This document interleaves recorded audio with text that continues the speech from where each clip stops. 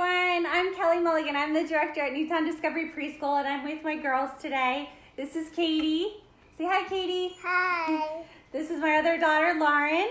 Hi. We're so glad you're tuned in today. We're excited to share a spring craft with you. It's like one of our favorite things to do is art. Lauren's going to show you what we're going to be doing today.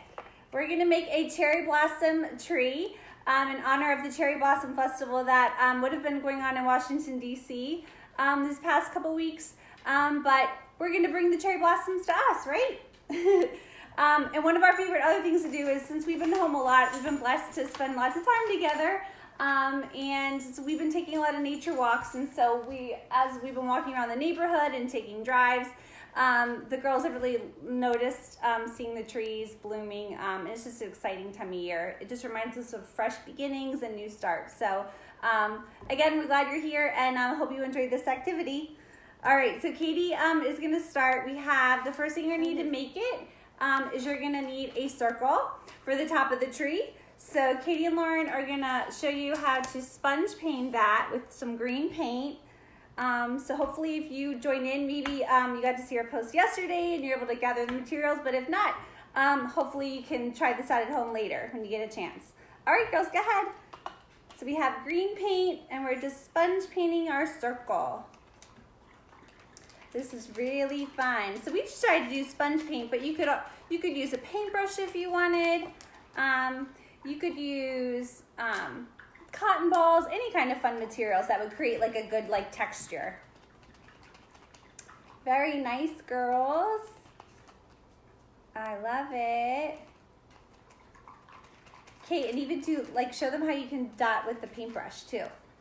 Yeah, so you could do that. That creates cool strokes with the brush too.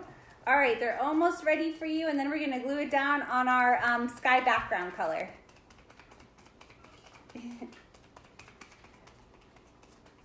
Normally, I mean, you could do this, like girls are showing you just doing teamwork, but of course you could have them do it separately. All right, girls, that's great. All right, we'll lift it up and we can show everybody. So here's the top of our green tree. Beautiful. And Lauren's gonna add some glue to our background. We have blue construction paper. It can be a glue stick too. Yep, or you could use a glue stick if you want something a little less messy if you have a toddler. Because we know sometimes kids like to get a little glue happy, right? Glue's fun. All right, so Kate, you want to put it down? You girls can both kind of help me press it down. Ready, Kate? You want to hold the end? All right, we're going to put it down on our background. Beautiful. All right, and we'll pat it down just a smidge. And then the next step is, if you take a look at our finished project so you can kind of get an idea of what it looks like when you're all done, is we're going to trace Katie's hand for the trunk. All right, so let me grab my pencil here, and we're going to get this out of the way. And we'll let that dry so you can kind of push that to the side. And we're going to have, actually, Kate, can we do this hand since Lauren's sitting on this side of you? So we have Lauren as our little assistant here, and Katie, we're going to trace Kate's hand. I kind of like to do a little bit of math with this, just a little bit of math. So, as she's tracing, Katie, how many fingers do you have on your hand? 5. 5. And today's her birthday, actually. So, and you are how old today? 5. So it's perfect. Yay. All right, she's just about done tracing. This is great for fine motor skills. Tracing as well as cutting. So Lauren's going to go ahead and cut it out for us. And while she's doing that, I did want to show you, we have tissue paper because once we get the tree trunk glued down to the top of our tree, we're going to start adding the fun part, the cherry blossoms. In my opinion, is the best part. And we crumbled them up. Yeah, so did you hear Kate? We crumbled them up, and we have 2 colors. We have a light pink and we have a magenta color to kind of give it different shades of pink. So she'll start crumbling those up while Lauren cuts out the tree trunk. We hope you guys, when you get a chance at the end of the video, to make comments. We love to hear kind of some fun things you're doing at home while we all get to enjoy this extra time at home for the next few weeks. Hopefully we get to return to school sooner rather than later, but we are loving all this time to do crafts and be outside and really like take the moment to stop and like enjoy nature and like be in the moment more. All right, she's just about done. Kate, you're doing such a great job crumbling everything up. And so as Katie's crumbling it up, that's again another more great for building fine motor skills, using the pincher grasp muscles. Great job. Well, you can go from the top. Might be easier if you start from the bottom.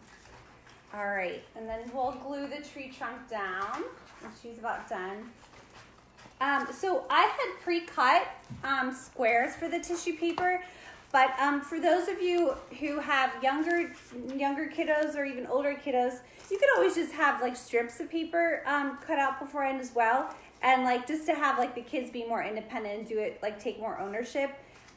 They could just tear off squares by themselves, tear off pieces of paper.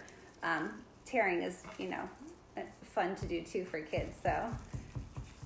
That's just like another option, another way to modify the activity for depending on like where your kids are at and what they're ready for.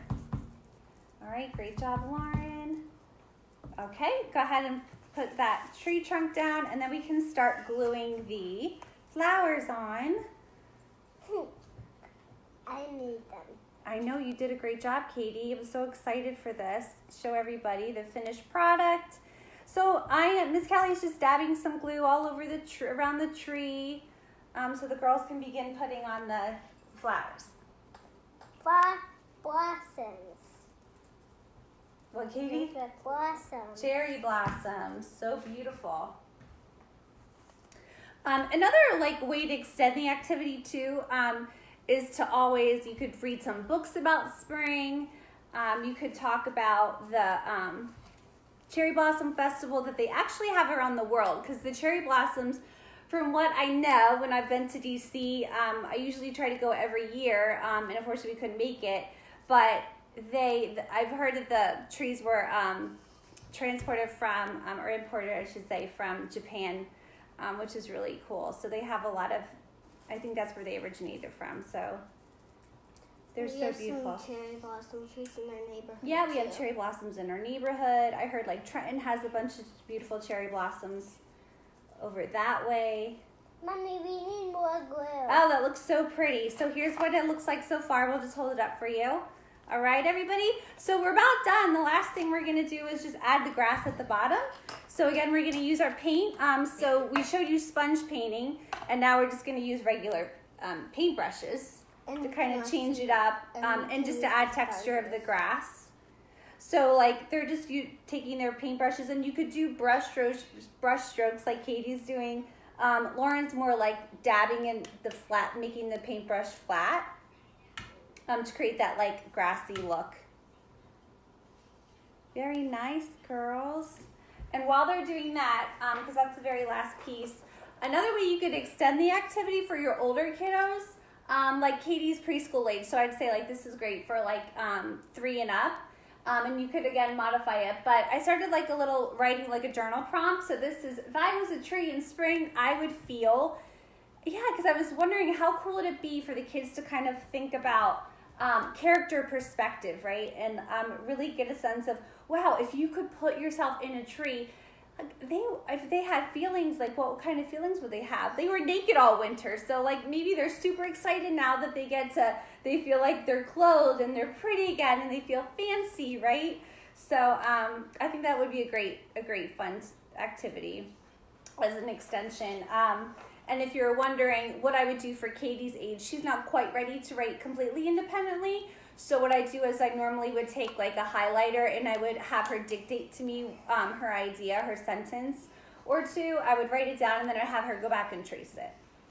But for somebody like Lauren's in 2nd grade, she could completely write that independently. So there's always ways to modify an activity. Oh, beautiful, ladies. This is just great. Can we hold it up? Again. And you added texture again for the, Lauren was saying for this one.